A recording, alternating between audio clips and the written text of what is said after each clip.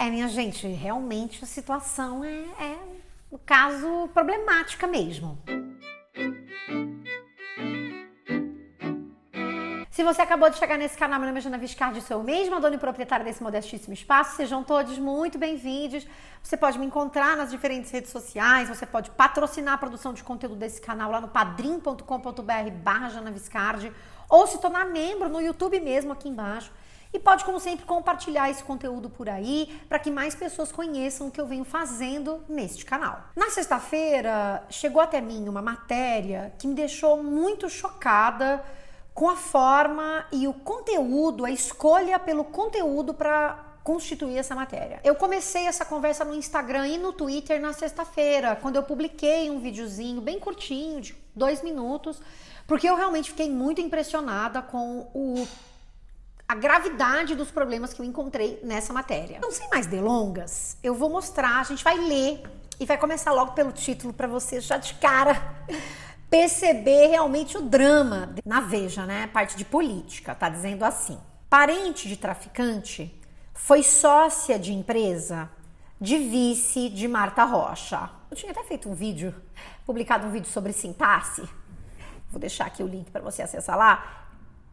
Esse título já é pra gente uma aula de sintaxe. Porque a gente vê o quanto esses elementos todos estão conectados e são confusos para a gente entender de quem é que no final a gente está falando. A gente está falando da Marta Rocha, do parente do traficante que foi sócia do vice da Marta Rocha. A gente nem consegue saber o que é que importa aqui. Mas tudo bem. Já percebeu que o que está se tentando fazer é estabelecer uma conexão entre o vice de Marta Rocha, que aqui no título ainda não tem nome, com o tal do traficante, que a gente ainda não sabe qual é. Sigamos. Anderson Quack é dono da T4 Elétrica e próximo de Suelen Lengruber, ex-proprietária. Tio-avô dela fundou a Falange Vermelha, origem do Comando Vermelho. E aí aqui eu digo pra você, é realmente difícil entender sobre o que é que se fala nessa matéria, porque observe que aqui a gente tá nesse processo de falar do Anderson, mas tem que mostrar que ele tem uma conexão com o tal do traficante. Então vai se falar da Suelen e vai se dizer que o Anderson é próximo de Suelen. É muito interessante, né? Porque nessa hora, se você é próximo, você pode ser próximo de muita gente. E o fato de você ser próximo de muita gente pode fazer com que você estabeleça conexões com também muita gente. Sabe aquela coisa dos 7 graus de separação? Se duvidar, eu sou amiga do Tom Hanks e nem sabia. É tipo isso que tá acontecendo aqui. E aí você consegue entender por que estão falando de Suelen, porque ele não é o simples fato dela ser uma ex-proprietária. Atenção, não é a proprietária atual do lugar de onde ele também é proprietário. É a ex-proprietária. Aí você entende na sequência porque vai dizer que o tio-avô dela foi quem fundou a tal da Falange Vermelha, que é a origem do Comando Vermelho. Do que... Realmente, gente, não tem a menor condição. E aí vamos olhar com cuidado cada parágrafo. O primeiro está dizendo assim: vice na chapa da candidata à Prefeitura do Rio de Janeiro, Marta Rocha, PDT, o produtor cultural Anderson Luiz Alves de Oliveira, PSB, o Anderson Quack, de 43 anos, é um dos sócios da T4 Elétrica Hidráulica Projetos e Construções Limitada. A empresa pertencia à amiga dele, Suelen Lengruber de Lacerda. Ela é sobrinha neta do famoso traficante Rogério Lengruber, um dos criadores, entre o final da década de 60 e início da década de 70, da Falange Vermelha, organização criminosa que deu origem ao Comando Vermelho, a maior facção do Estado. Bagulhão, ou Marechal, como era conhecido no mundo do crime, ficou preso por anos e morreu em, pasmem, 1992. Mesmo figurando na composição societária, Quack não declarou à Justiça Eleitoral possuir uma cota de 50% da T4. Ele informou não ter bens. Gente, que parágrafo tenebroso. Porque você começa falando do Anderson Quack dizendo que ele é o sócio dessa T4. Aí você pensa, Pô, vai ter um problema com essa T4. e aí ele vai dizer na sequência que a empresa pertenceu à amiga dele.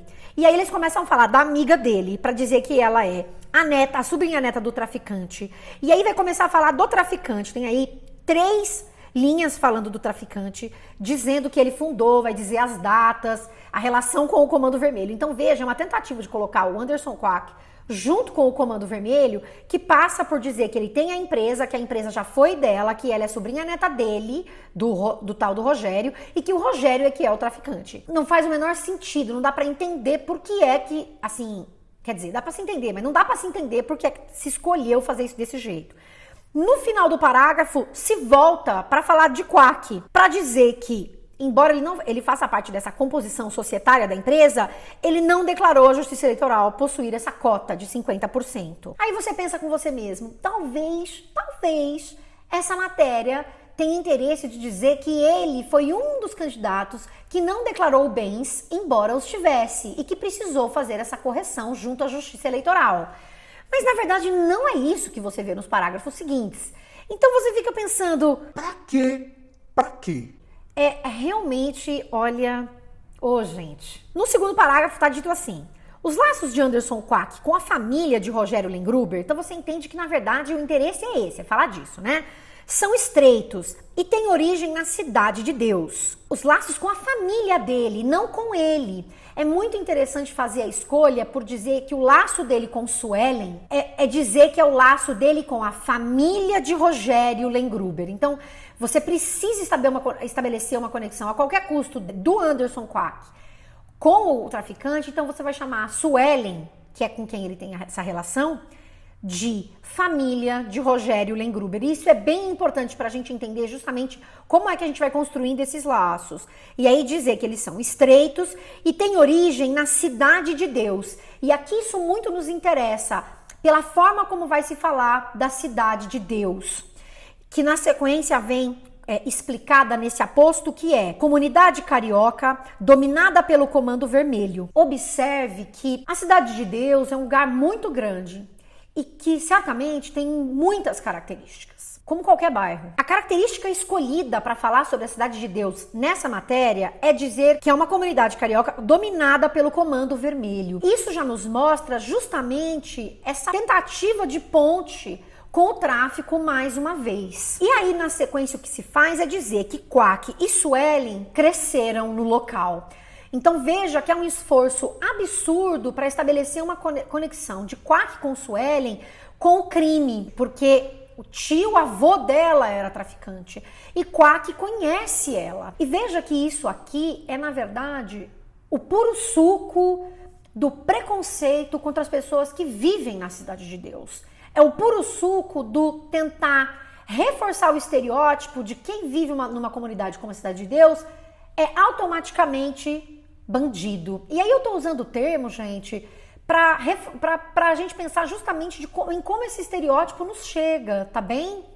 Porque aqui não se usou a palavra bandido, mas não precisa. Porque tudo que você tá falando sobre essas pessoas é na tentativa de estabelecer entre elas um laço com o crime, o que é um absurdo. E por que é que você tem que fazer essa associação quando na sequência o que vai se dizer é que ela não tem ligação com o crime, segundo apurou o Veja. Ora, então, qual é o objetivo da matéria? Por que a matéria está reforçando o tempo inteiro a relação dela com o tio-avô, o fato dela ter um tio-avô que é traficante? Por que está se trazendo isso aqui se ela não tem qualquer relação com o crime e ela não é a candidata à vice-prefeitura? Quem é a candidata é ele, que é o Anderson. Então, por que é que está se estabelecendo essas relações todas aqui? Isso é muito grave, gente.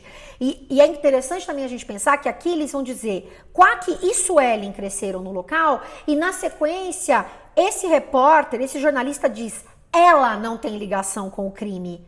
Não se fala eles. Então você já separa aqui.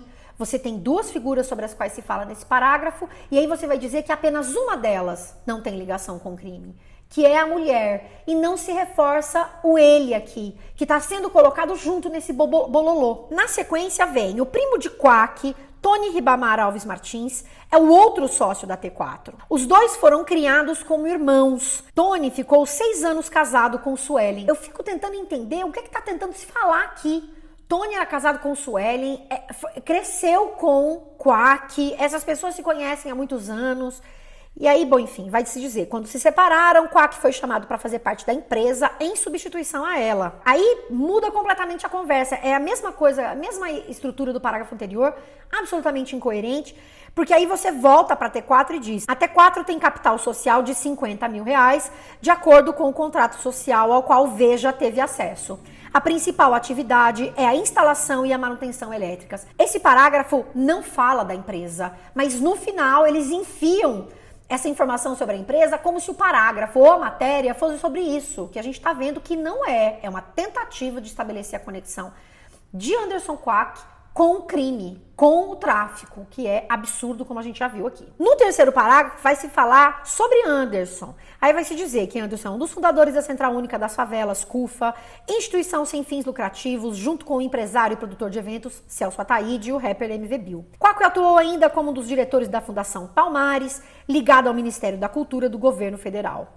Nas eleições de 2018, ele concorreu para deputado federal pelo PSOL e obteve apenas 2.548 votos, não sendo eleito. Depois, ingressou no PSB e foi escolhido para ser o vice de Marta Rocha após um acordo do partido com o PDT. Se essa matéria tivesse como interesse traçar o perfil do Anderson Rocha, essa informação seria a primeira que apareceria e aí destacaria o que foi que ele fez como diretor da Fundação Palmares. Poderia se falar mais sobre a CUFA, que é o que ele tem diretamente relação. Ele é um dos fundadores da CUFA, mas não se falou disso. Se gastou 2 parágrafos para falar da T4 e estabelecer a relação dele com esse traficante que morreu em 1992. Aí na sequência vai se falar da T4 e tem aqui uma coisa interessante que eu quero mostrar para vocês, que é, começa se falando que a T4 foi aberta em 2010. Anderson ocupou o lugar de Suelen na sociedade a partir de setembro de 2019, ou seja, 9 anos depois, agora, muito recente. Data do contrato assinado entre os dois e Tony Ribamar. A empresa tem sede registrada e aí vai se falar o endereço da sede. E na sequência me interessa, você se lembra que eu já fiz um vídeo para falar sobre o mais, eu deixo aqui em cima. A gente tem aqui o no entanto, o endereço fica em um prédio residencial de 3 andares onde mora Tony. Atualmente, Suelen é dona de uma clínica de estética. Primeiro, eu não entendi por que a Suelen apareceu aqui agora de novo, porque já tá resolvido. O Anderson entrou no lugar dela. Pronto, a empresa é dele junto com o Tony. Aí eles insistem, então, trazer a Suelen de novo para dizer que ela tem uma clínica de estética. Qual é a coerência, qual é a importância dessa informação aqui? E aí, antes disso, eles usam esse no entanto para dizer que o endereço registrado é o endereço residencial. Veja, empresas podem ser cadastradas em endereços residenciais, viu, gente? Que se, no entanto, como se tivesse um problema o endereço estar sendo colocado nesse prédio residencial, quando na verdade não é. Isso não é explicado, são informações que vão sendo jogadas e lançadas para te colocar uma pulga atrás da orelha que a gente nem entende qual é. Afinal de contas, qual é o problema disso quando você tem sim empresas menores que são colocadas justamente que têm suas sedes em endereços residenciais. Os próximos 2 parágrafos eles vão falar exclusivamente de quem? Do traficante. Então você veja que é uma salada de informações que não tem qualquer conexão com aquilo que supostamente seria o tema dessa matéria, que eu sequer consigo entender se é um perfil sobre o Anderson Quack, se é para dizer que ele não declarou a participação dele nessa empresa como uma parte dos seus bens, se é para dizer da relação dele com a Suelen, que é parente de um traficante que morreu em 92, se é para dizer que a Suelen era da empresa, não dá para entender. Os próximos 2 parágrafos são informações exclusivas sobre o tal do Rogério Lengruber, dizendo que ele é idolatrado até hoje por integrantes do Comando Vermelho. Então essa tentativa, inclusive, de estabelecer essa relação com o presente, que Rogério morreu em 92, mas olha, até hoje ele é, assim, idolatrado por membros do Comando Vermelho. Tá, e daí? Qual é a relação disso com o Anderson? E aí vai se dar uma série de informações nos próximos 2 parágrafos e vai se dizer que na época a polícia achou que ele ficou internado, que ele poderia ser resgatado por bandidos, que ele tinha escolta 24 horas, que os visitantes passavam por revistas. Nada disso é relevante porque supostamente seria a matéria. Aí eles voltam, depois desses 2 parágrafos, para falar que eles procuraram a Suelen. Procurada por Veja, Suelen confirmou a ligação próxima da família Lengruber com Anderson Quack. Aí de novo voltam para a família Lengruber e o Quack. Aí eles vão dizer, o Tony Ribamar, por sua vez, atendeu a ligação, mas desligou em seguida após o repórter se identificar. Assim, e aí? Anderson confirmou ser sócio da T4 Elétrica, hidráulica, projetos em construções. Aí coloca uma fala do próprio Quack, né? O Tony é meu primo irmão. Fomos criados na mesma casa na Cidade de Deus, contou o Quack. Quando precisou trocar a sociedade com a Suelen, ele pediu para eu ser sócio de forma temporária. A minha atividade é outra. Eu, por confiança a ele, aceitei até que ele pudesse pôr outra pessoa no lugar. Completou.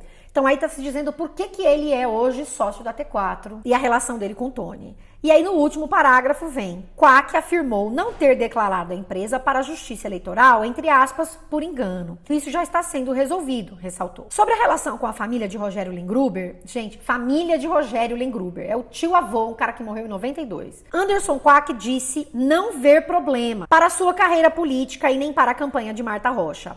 Ex-chefe de Polícia Civil do Rio, a candidata do PDT, não quis comentar o assunto. E aí se retomou no final, então, a relação dele com a Marta Rocha, e aí precisa se destacar quem é Marta Rocha, e eles escolhem dizer que ela é ex-chefe da Polícia Civil do Rio. Então veja que a gente tem aqui uma série de informações que são colocadas para aproximar Anderson Quack do tráfico. E é horroroso pensar que essa conexão é estabelecida logo no começo, dizendo que ele é da Cidade de Deus e de se escolher falar sobre a Cidade de Deus dessa forma, determinar o que é a Cidade de Deus, definindo-a como a comunidade que tem essa grande influência aí do Comando Vermelho. A matéria precisou reforçar que buscou informações e entendeu que ela, Suelen, não tem conexões com o crime, como se viver em uma comunidade fosse sinônimo de viver no crime. Esse cara aqui é um cara negro, que vem da comunidade, que tem uma atuação importante justamente por ser o fundador da CUFA,